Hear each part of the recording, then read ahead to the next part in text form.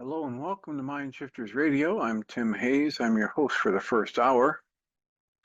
And today is Thursday, July 31st, 2025. As always, we're grateful to everyone who's joining us here today, whether you're listening live or through the archives, as we spend another couple of hours teaching and supporting people in using some of the most powerful, effective, efficient, and accessible tools I've ever encountered. These tools are available absolutely free through the tireless efforts of Dr. Michael and Jeannie Rice on the website at whyagain.org. If you go to that website and click on the two words that say Start Here in the upper left-hand corner, it will take you to a page where you can download and read Chapter 24 of Dr. Michael Rice's book. His book is titled, Why Is This Happening to Me Again? And that particular chapter in that book gives a narrative description and explanation of the primary tool in this work. That tool is called the Reality Management Worksheet, sometimes called the Reality Management Wake-Up Sheet, and it's a tool I've been using to great effect for over 20 years now to improve the quality of my life and most of my relationships, and to turn any negative emotional experience I have into part of the infallible guidance system that each and every one of us has been given.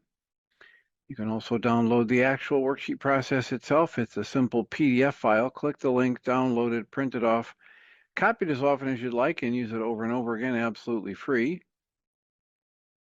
You can also download a whole host of audio files of shows just like this one where people have been stepped through that worksheet process.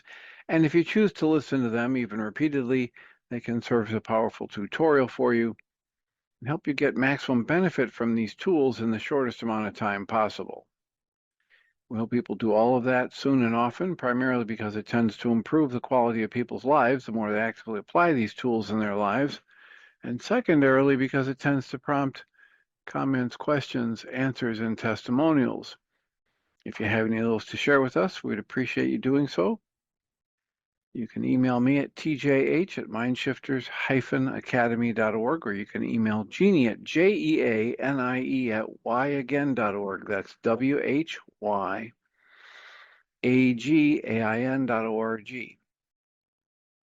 And if we get a question or comment from you, we'll address it on the internet show, and then as time allows, send you a notification about what day and time that occurred so you can listen back to the archives for your feedback or input.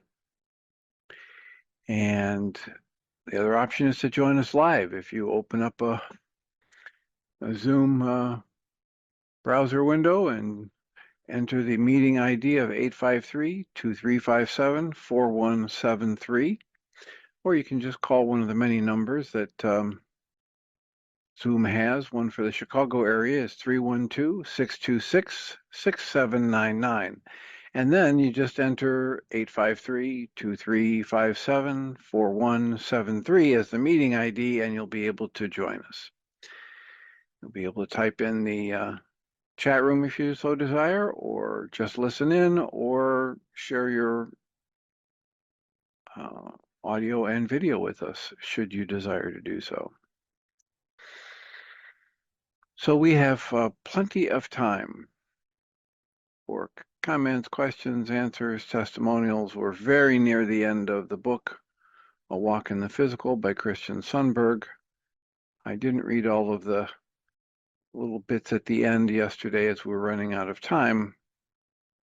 And I just want to remind you all that we've suggested, we can't make it happen, we've suggested that people write down their questions, or at least consider their questions, and bring them to this show, especially tomorrow, when, if all goes well, Christian Sundberg will be on the air with us. And it's what I would consider a charming opportunity to have access to the author and see if what your questions and comments are and your sensibilities about all of these delicate issues, to see how well they match with the actual author. I'm delighted. I have been doing the Journey's Dream podcast.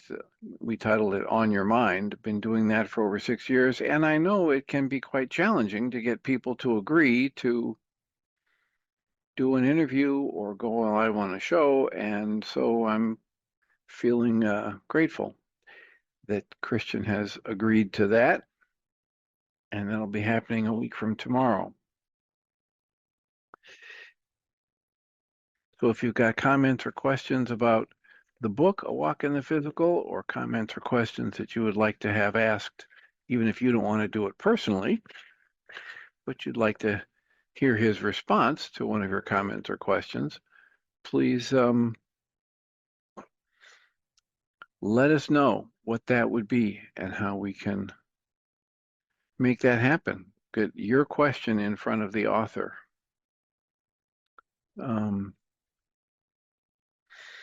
My phone just made a weird noise, so I'm checking the volume, making sure that it should be silent mode.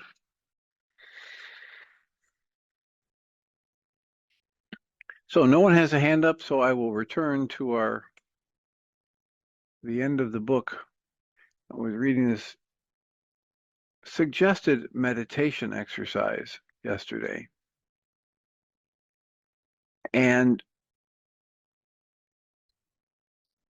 again, easier is better, right? Trying too hard has been identified as one of the biggest problems. And watching is, being awake and being alert, and watching is probably a better definition for meditation than most definitions. And watching and observing without attachment, watching and observing with allowance and surrender, probably even better. So he gave this exercise where he said, after sitting in a quiet place and closing your eyes and picking something neutral to focus on, a lamp, a candle, etc. It could be a visual object. It could be a mantra that you're repeating, chanting in your mind, or a sound, or a tone, or a combination of both. Just pick something and then stick with it. And visualize it or mentally focus on it. And then gently bring your focus back to that object or sound or mantra every time you noticed that it's drifted away, and it will drift away. Just gently, key word here, gently redirect yourself back to focusing on your chosen neutral object. And then allow. Spend the amount of time that you had decided, whether it's 10 or 15 or 20 minutes or half an hour, just gently in that practice of, in a nurturing, soft way, redirecting your thoughts back to this neutral object or chant that you had decided to focus on. And they say, set aside time to do this, either, 30 or 40 minutes once a day or 20 minutes twice a day.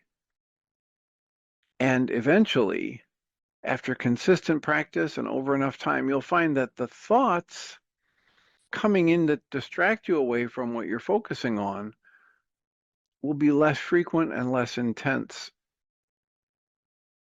And eventually you can, not right away, but eventually you'll be able to just give up the idea of focusing on the candle or focusing on the mantra, and instead just focus on your alert awareness. Over time, they say you'll learn to become aware of what thoughts have, what the feeling is of the thoughts as they come and go, that you'll actually develop a sensitivity to the energy of thoughts coming and going. And you'll get a growing awareness of your true self, this awareness and what your ability to be aware actually feels like. And through the whole process, allow. Just let go of thoughts like, am I doing it right? Or am I meditating? Or remember, They put a quote here from Muji. Peace will come and kiss you whenever you can put yourself in this place. You'll know you're making steps in the right direction, so to speak, when, as Muji puts it, peace will come and kiss you. And then Christian writes, eventually, it's also possible to become familiar enough with your personality's thought stream. That means the usual thoughts that run through your mind that have so much momentum that you are so convinced are true or valuable. You'll get so familiar with that thought stream that you can willfully, quote, look away, close quotes, from this physical reality to other, he puts in here in quotes, reality data streams, close quotes. And you may find that those realities may be way more real than this one. But first things first, take the time to put down everything in your mind and focus on boring, neutral objects one at a time. Do this daily for at least 6 months before judging the results. As Tom Campbell puts it, it's important to take the long-term approach to this. One other comment, Christian adds. He writes, are you focusing on the neutral object? As you focus on the neutral object, try to, quote, think with your body, close quotes, even though meditation is not about thinking at all. In other words, try to imagine what it would be like to have your whole present body alert to this experience, every part of your body focusing in on this neutral object or word or device.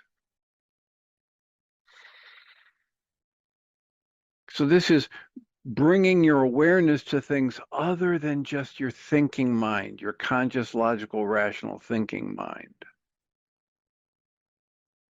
And then he offers an alternative meditation focus.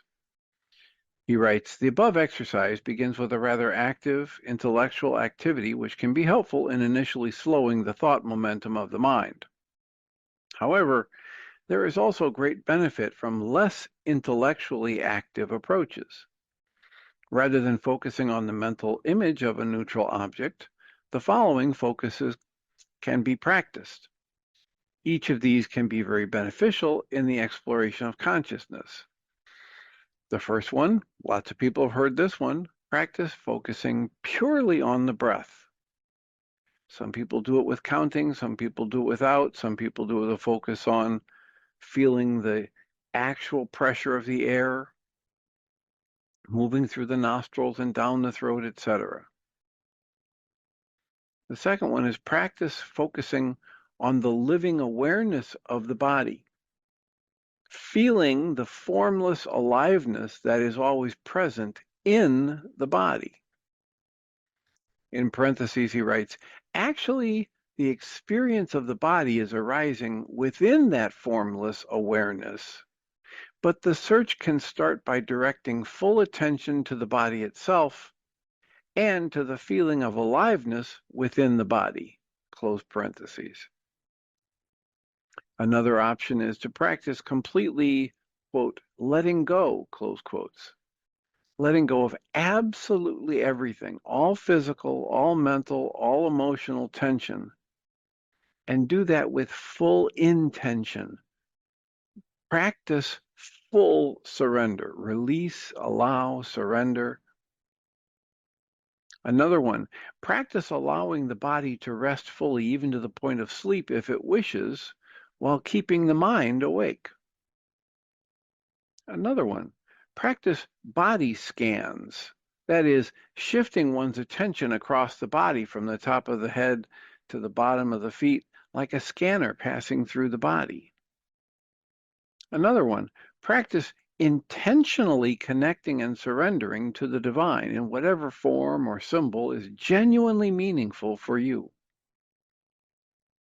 Practice directing awareness back to awareness itself in any given moment without any in-between focus. He writes, as you progress, any of these exercises can be practiced in any physical condition. That is, they can be practiced while you're lying down, sitting, standing, even while other activity is occurring in the environment. You don't have to be off in your little meditation closet. And then here's a brief comment he writes on mindfulness. The practice of moving away from thoughts and labels towards reality exactly as it is does not have to be limited to meditation.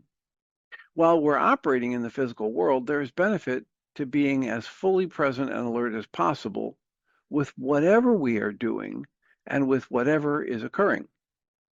For instance, when you wash your hands, feel the water, feel the soap, and remain keenly alert to the experience itself for exactly what is happening within your consciousness. Be vigilant in your rigorous attention to exactly what is each moment. No matter the activity or the context, practicing mindfulness in our daily physical life helps us to automatically move closer to what is real. Our alert, willing attention automatically shifts us in consciousness space toward the constant underlying bedrock that is the peace and joy of capital B, being, in which all things occur. So what he's saying is, the more you expand from the practice of what we're calling here meditation to this more general case of mindfulness, the more you start doing it in more active ways, in more varied environments throughout your day, the more you bring your attention automatically toward the consciousness that underlies all of the form, the body and the physical sensations and the physical existence that you're in the middle of. And then you tap into that underlying peace and joy, which underlie all of this according to these teachings.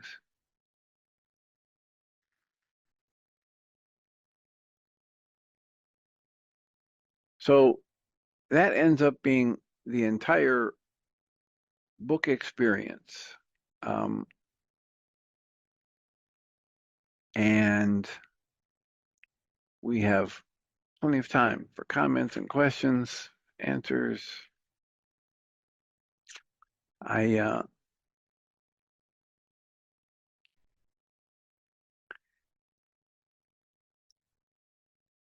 have some questions here from Susan Bingham. And Susan Bingham has suggested the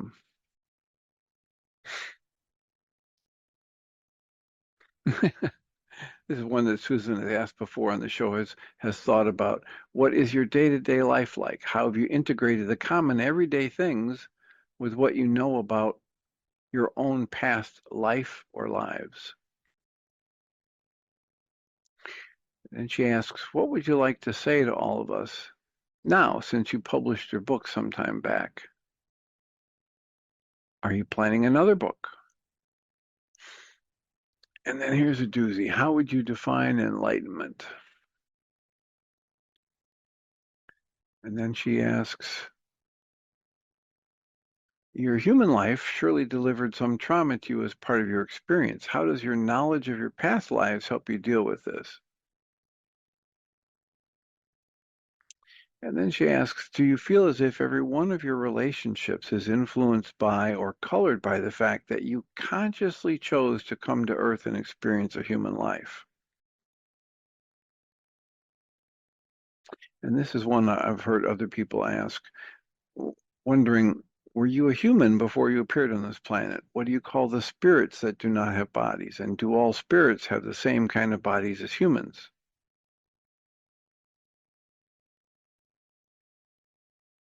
So hopefully you'll chime in either on your own volition a week from tomorrow, or you'll send me the questions that you would hope that we might get in front of Christian Sundberg. And Again, that's happening a week from tomorrow, and we welcome you to join us and or submit your questions ahead of time so we can present them to Christian.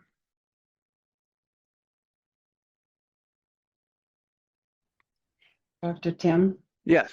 I think happy birthday first. Thank you. Thank you.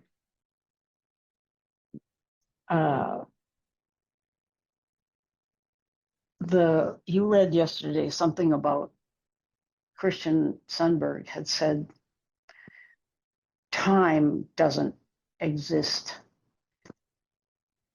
In the same way. In the same way. Okay. In different realities, right? Right. There's nothing I don't think any of us can do about that, but just hearing that has had a real effect. I wonder if other people felt that way too. It's like we don't have, you keep saying, you can't put these things into words. And I guess hearing that made me realize we really can't we have no idea. Yes. The fact that he's communicating as well as he is on this plane using whatever tools we're given, like voices and words on paper and time to put them on paper, is amazing. And it's amazing that we all come here with, well, in one sense, we don't have a clean slate because we all have ancestors, which means we've had a past that's physical in sequence according to time. And yet there's a whole other kind of existence that may not have anything to do with ancestors or DNA being passed down. Yes. Yes. Oh, what are you going to do now? Yes. Right. What are you going to do with that? I don't know. How do you define that? All right. You don't. But as you say, it's like we've talked about, and we had a lot of different teachers talk about this from various perspectives. You can write fabulous books describing all of the ingredients and how to put them together, cookbooks for this, that, and the other thing. But if people have never tasted the food, they've got no idea. Mm-hmm. And beyond that, each person that is physically present with some substance you'd call food and decides to ingest it, each person is going to have a unique experience. Nobody else is going to experience the ingestion of that food the same way that you do. You're onto something there. I haven't thought about it in relationship to food, but there must be an incredible overlap because most people like the taste of certain things. And you wonder how close is your experience to tasting a strawberry, for instance, how close is it to mine? And I've often I wish I could borrow someone else's body, like Marcella Pixley. I wonder what it was like for one of her ghost friends to get into, or relatives to get into her body so she could finish some work on the earth. But I'd love to be in somebody else's body for a while just to see whether their feeling tone reaction to coming into a certain room or moving to a different city feels to them. And there's no way any of us can know that either. We can't know any of those things. Makes me wonder why Christian wanted to come here at all. But again, that whole concept of makes me wonder I'm trying to figure it out. And so go ahead, construct something that makes sense to you. It's as valid as anything else. And it's only going to have the impact of giving you this false sense of having sorted everything out. Mm. And you might want to raise the question for yourself, why am I feeling so needy about this ability to put words on it or have it, quote, figured out, close quotes? It's a kind of guarantee of a connection between one person and another.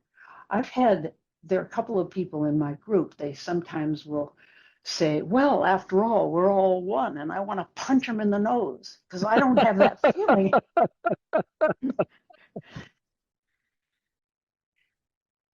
Yeah, well, Because you don't have what?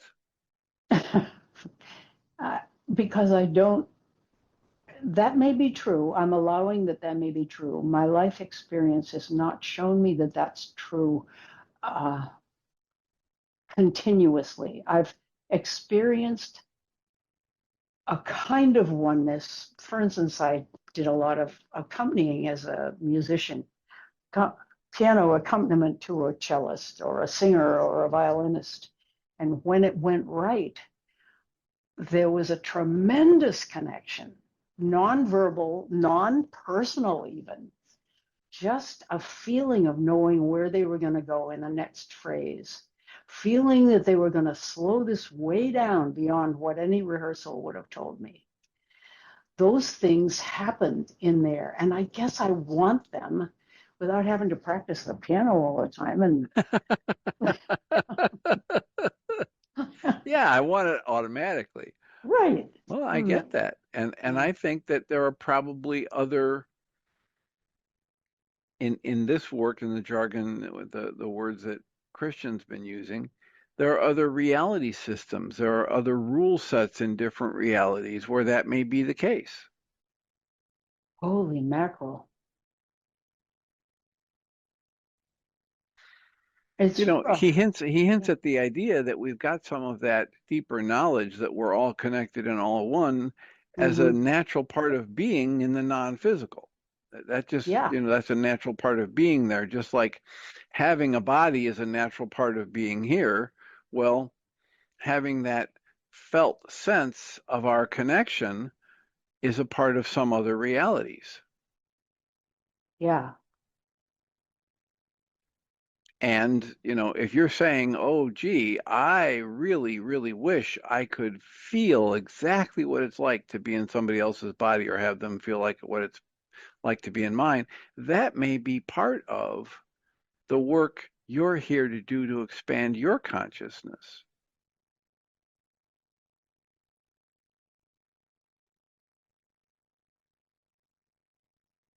In other words, if you just follow what you yearn for, in the way of mastery, they call it desire. Mm. And there's an entire lesson on just this energy that we're calling, or this phenomenon that we're calling desire. It's not about craving, it's not about obsession, but it's this frequency of energy that we can become aware of. And they recommend that they suggest exercises that we can use to kind of build that muscle, to be aware of that energy of desire. That dialogue you had with Marcella Pixley did a lot of that in there. I had the feeling that there was, when you're reading poetry, she was reading her poetry and you were reading your poetry, one poem, and then you were reading Andrea Gibson's poems. Those, on one level, are extremely brave things to do because you're taking any kind of social armor off. You're just out there. But having it in the form of poetry, like music, it makes it safe. Somehow that form takes it away from some kind of individual, personal, quirky selfness and makes it accessible without embarrassment. I don't know how to even say And so all this. I was going to ask you, what do you mean by safe? What's the danger? Oh boy. Okay, that's worksheet material. Yeah, because right there near the end, I think you might have gotten to it. You're starting to talk about embarrassment. You're starting to talk about humiliation. And that can't happen. You can't generate embarrassment or humiliation unless you've got a bunch of shoulds going on. Yeah, I'm glad you put it that way. Yeah, that's right. That's right. You're right on it. That is totally right. So, yeah.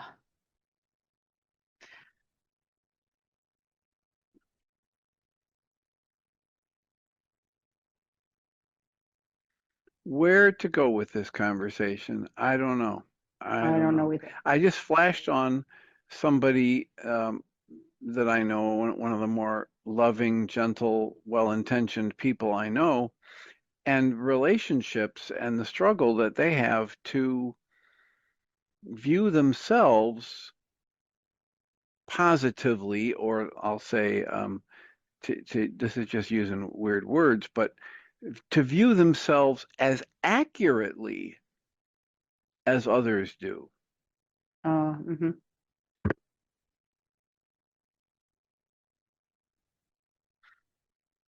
But, a lot of that, I want to be seen this way or that way, it's all derived from this dream of separation.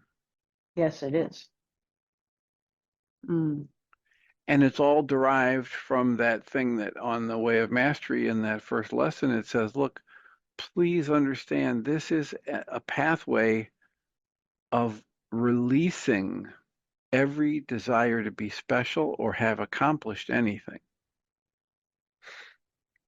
Well, that is that seems more doable than just having permission to be your wild and woolly self without constraints. How so? How are you making it seem like one is significantly different than the other here? I lost the first thought. What you just said, it's gone out of my mind to compare it to what I was talking about. Yeah, I'm just saying that when people, and these are people that, I'm just using myself as this reference standard because that's all I've got, right? But I've also Mm-hmm. been doing therapy with people for over 51 years. So there's a lot of there's a database to compare these things to. Right. And when I look at a person who is functioning well in the world, who is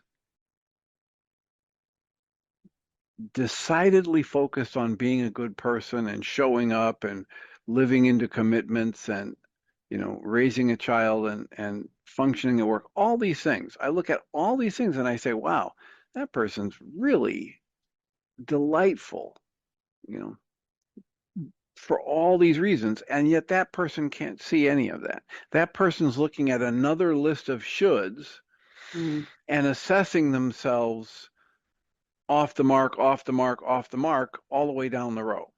Yeah.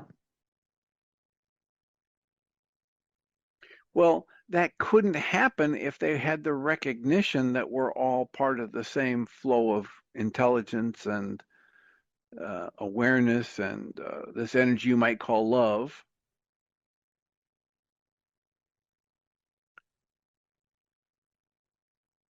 And so my question to you was, how are you saying there's something dangerous in just putting yourself out there, like reading the poetry or whatever this is? And that's where we got derailed because you couldn't Mm-hmm. quite figure out what was dangerous, but then you gave a hint that you might be talking about uh, being humiliated or embarrassed somehow. Mm.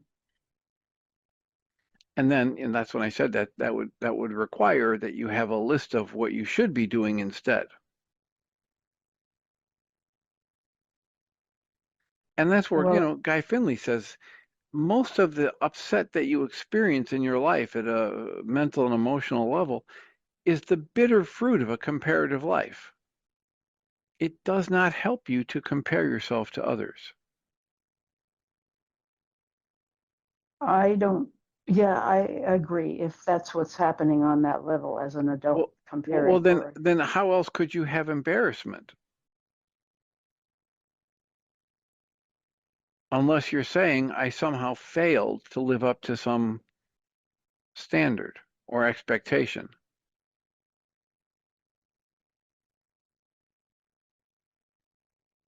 Do you follow the question? yeah, I do. I'm thinking about if I can draw up to my present chronological age and think of,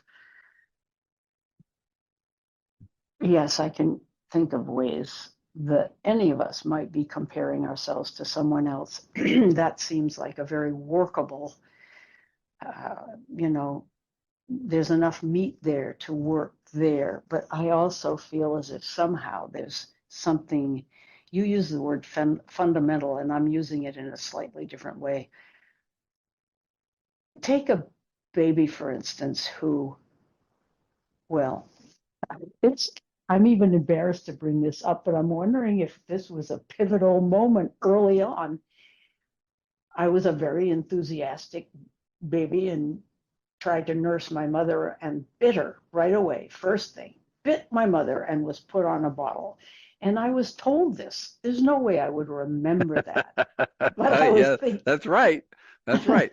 But when that happens, what you make it mean and the energy that was going on in the relationship between you and your mother, all of that fed together to give you the impression that, you know what?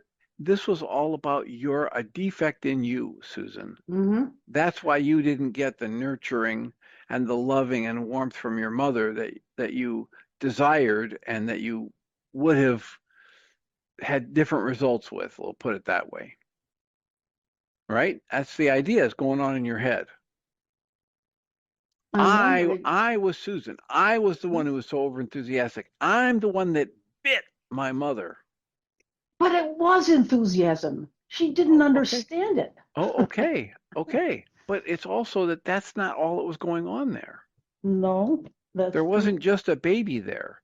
There was an No. adult with a breast and nourishment to afford, Mm-hmm. but also all kinds of other baggage and trauma Mm. from that adult's life Yeah, that's that true. was in that moment interacting with that baby.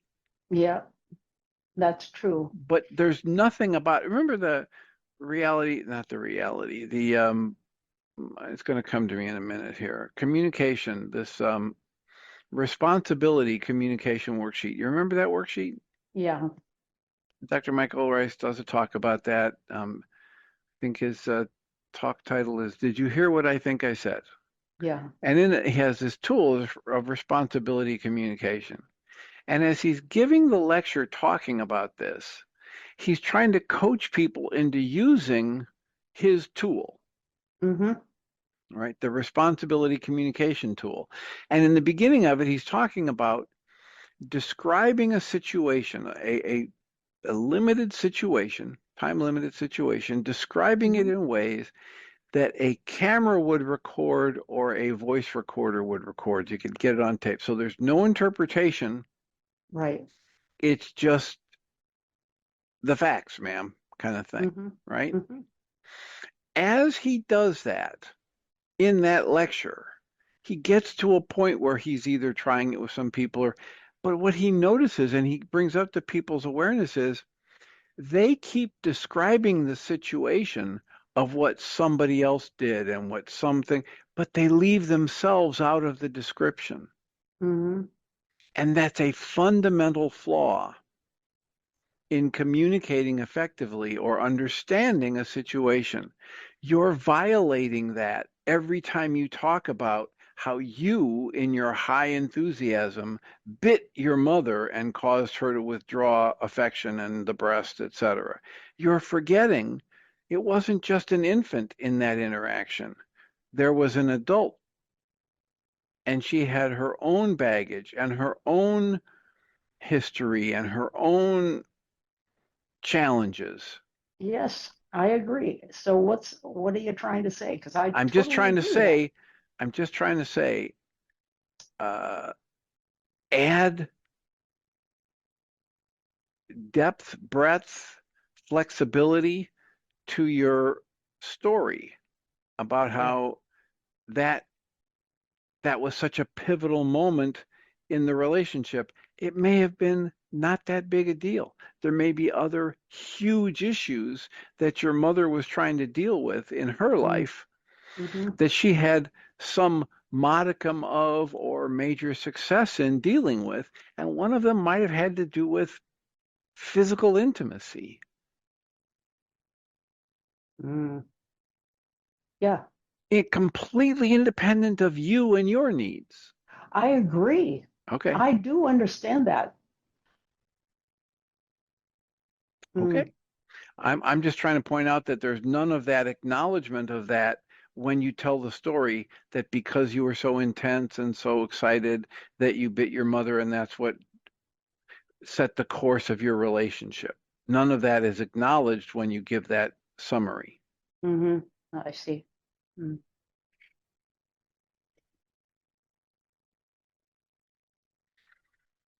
And whether you intend it that way or not, it lands in me every time I hear you tell that story as blame. Blame on you for the lack of intimacy and connection between you and your mother throughout your life. And that may not be what you're intending. It may not be your experience of it. I'm just giving you that's what Yeah. shows up for me when I hear that story from you. When I don't hear the acknowledgement that we're trying to come to right now, which is that, your mom was there and she was a person just like you, and she was struggling with her own issues. And, for all you know, she was hoping that she could come here and face this powerful, expansive task of creating a human being and then developing a relationship with that human being in a warm, loving, physically nurturing way. That might have been her biggest challenge, Mm. right? Some previous lifetimes before, she might have had a baby and abandoned it. And so if you consider that and you're comparing, well, having a baby abandoned in a ditch, don't even worry about whether the baby lives or dies, but that's a far cry from what she was able to do with you. That's true. So if you're looking for ways to try and make sense of it, go ahead. Play if you want to play with that, but do it in a way that incorporates the realization of both sides and how much you cannot know in that logical sense. Right. And then the other thing I keep saying to people is, please feel free to spin the kaleidoscopic wheel of interpretation until you land on one that's more neutral, at least neutral, if not positive. Mm. Well, that's sort of the question because it was a time of way before. With my mother, I don't think she understood what was happening, but I certainly didn't either. So there's no Way, explanation. way before what? What was way before what? Help me track what you're saying. Okay, well, an infant doesn't have vocabulary or interpretive. They just are handed off and they don't have any interpretation. They don't have an interpretation to put on what has happened. And I don't imagine that my mother had much of an interpretation, even though she was a grown person. I don't think she was interpreting much either. I think both of us, when we got older, I was 20 years old, she tried to connect emotionally with me, and I had shut doors against connecting with her and never managed to find a certain kind of connection with her during her whole lifetime. But when that happened, I don't think anybody was interpreting anything. It was just Well, the think way about it. things She were. she must have been interpreting her experience by comparing it to what she'd been told by other people. Otherwise, she never would have known about breastfeeding or how to breastfeed or when to get a bottle or right. So we're all growing up and learning these language and thought patterns and expectations and cultural standards. We're all learning that in that soup. Yeah.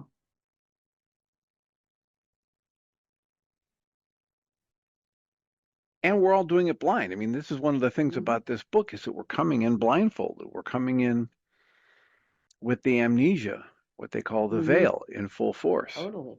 Yeah. And why would we do that? Mm. So we can have an experience that we can't have otherwise. You know, why do people run those three-legged races?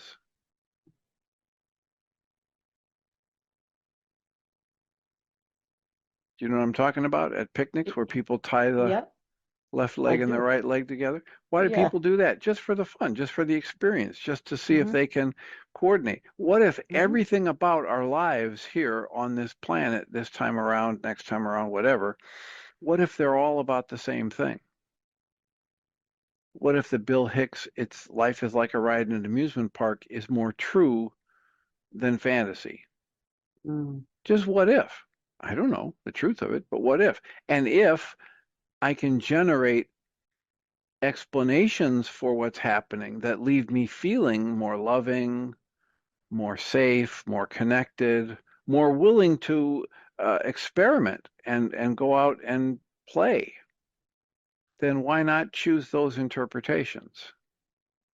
You know what? I feel as if everything you say makes sense, but it makes sense because we can talk. And what if we can't talk? What if we don't know anything? So we're Right, just right. having, But what if you can communicate even more immersively and accurately without talking?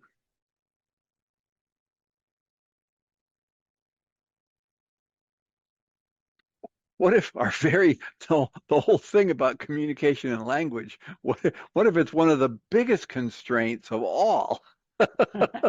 that's probably true. Oh man, That that's just came to probably me for true. the first time, right? What Okay. if what if one of the biggest see, we're sitting here thinking, oh, if I could just find the words, I could just get the answer. What if trying to find the words is the biggest roadblock? What if getting into a 30-day meditation practice like the one that we were just reading about could open you up to a way of experiencing and connecting with people that would make this talking thing we're doing seem like preschool? Hmm.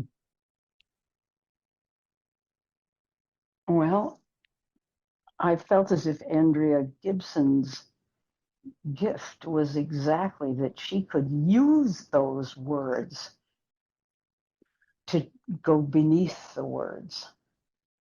And she wasn't shy to do it. She Well, did. well, let's.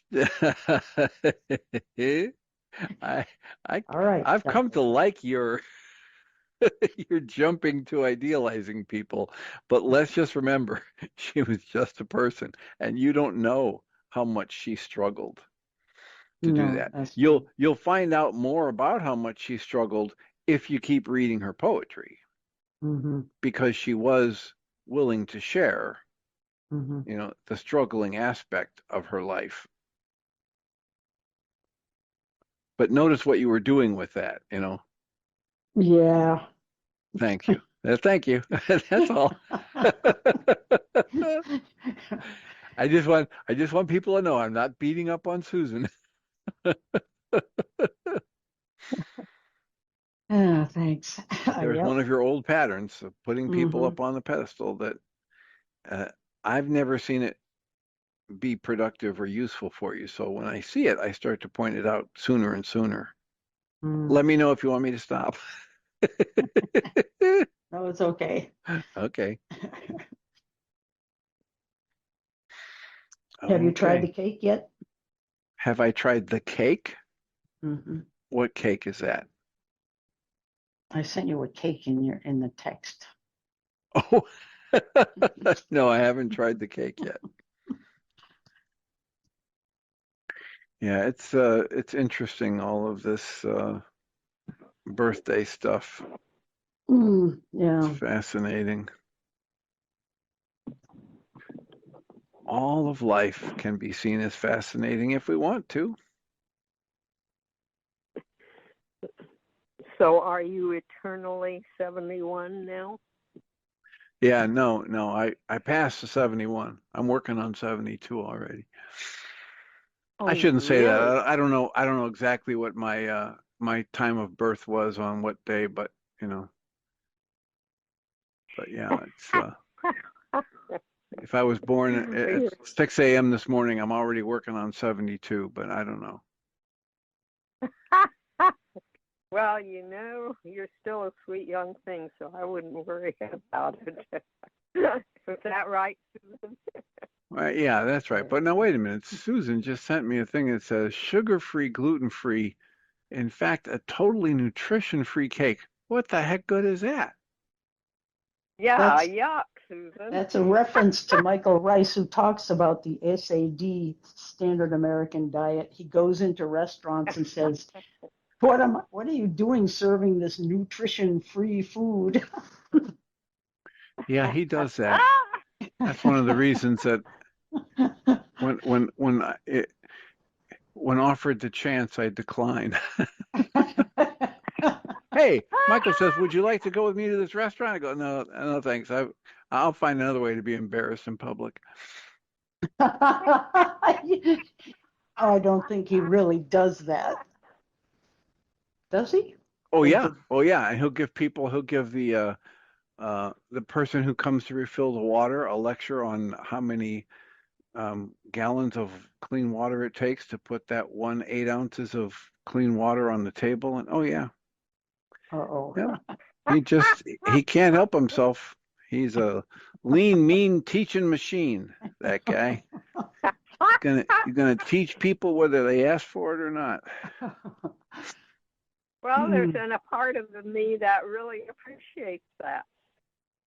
Then let's have Well, that he part of wouldn't- you go out to a restaurant with him. That's okay. I straddle both worlds. I'll find something to eat, even if it's a baked potato, and I'll endure the lecture about it being microwaved. It'll be okay. I will survive. Oh, come on. Did you have to say microwave? Did you have to bring it up? Oh my God. There goes a 3-hour lecture right there, just from that word. I love them. I love you guys. I love Michael and Jeannie. It's just so good. I just realized yesterday I spent almost a whole hour, if not a whole hour, with Michael yesterday as he was leading me through certain processes of grieving and trying to help me make connections that I hadn't made, that actually I have made, but I keep forgetting. And at the end of it, I walked away from the show and I thought, I have all these judgments against Michael. How about just dropping them? And of course, they're my judgments against myself. Like, how could I even have a judgment against Michael unless we were two peas in a pod, at least on one issue? And I guess that was the day before I thought about it, or the morning before I got on the show, because I fessed up, and we kind of had a chuckle over it. And I said, it's like the judgments are now so subtle that I can't even, they slip out of my view. And I'm thinking, boy, this judgment thing sucks. What am I doing? And so it's just like, but there's a laughter too. Do you feel the laughter? I mean, like when Michael talks about Fenelon and all the crocodiles and stuff like that, and I said, oh my God, that sounds like a New York sewer. What do I want to be crawling around with crocodiles? Why would I even want to admit I had them? So why not? Let's make up a little, at least have smiles on their faces. But I want, this is just fun and games we're having now. I want to bravo both of you on your conversation this morning. I mean, you hit it, Susan. It's about connection. It's about connection. I have been in separation and feeling lost and abandoned and deserted. And I have different stories, but the outcome has been basically the same as your story. And to actually realize on some level of myself, which I'm beginning to do, of what you said, Tim, for Susan today, about her mother, my mother, had all of these issues to deal with. And you bingoed on intimacy. It's just like, I like to think I so desire intimacy. But then I see myself, even with Larry, putting on his shoulders my own stuff and not even asking him about it. Oh, I don't want to ask you about it. I'm afraid to ask him about it. He might bite my head off. No, it's not that he might bite my head off. I might hear something I don't want to hear. So I just want to bravo you both. I mean, you have just orchestrated a grand opera here. Thank you so much. And I'm lapping it up because it's All right. Well, so in line.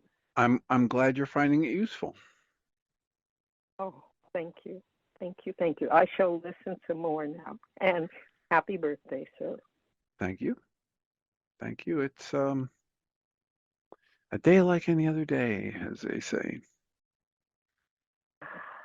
And I just want to remind people that if you've got a favorite author or a favorite podcast or somebody you think I should interview, thank you, Celinda, for your suggestions from time to time. And I'm reaching out to these people, but I will continue to reach out to anybody that gets sent my way. So if you've read a book, if you stumble upon a podcast, somebody let me know. Oh yeah, I have subscribed to the podcast Radically Genuine, and so I get updates when he publishes new interviews. And yeah, I mentioned this. He interviewed Eben Alexander back and published it on the 24th, so a week ago. So if you come across, is that Roger McFillin? Roger McFillin Okay. has done the interview or done the podcast Radically Genuine, and he's interviewed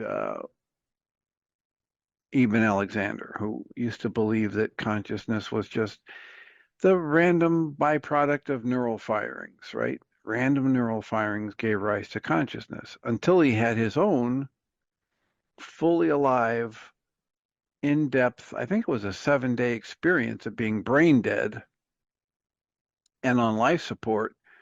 And he woke up from it and had to admit, you know what? All that stuff I thought I knew, I can't possibly have been right. Because he had experiences of things that could not be explained if you believed we're just a physical body. So, well, I have a suggestion. What's that? For an interview. Richard Miller, who has this I Rest yoga, which is basically Richard Miller has what? Yoga, I Rest, which stands for Integrative Restoration.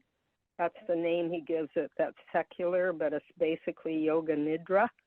And I have a bunch of his YouTube videos that URLs that I'll send to you in case you want to view where he's coming from. And he's worked with Marines and PTSD and all kinds of things. That's how he came up with integrative restoration, because the Marine said, hey, yoga's for sissies, don't talk to me about yoga. But when he came back with integrative restoration, they said, we can buy that. So just thought I'd let you know. And in light of Michael Singer and how much Michael Singer's work and your podcasts or the interviews or whatever they are on him, Michael Singer. By the way, did you ever get to interview Michael Singer?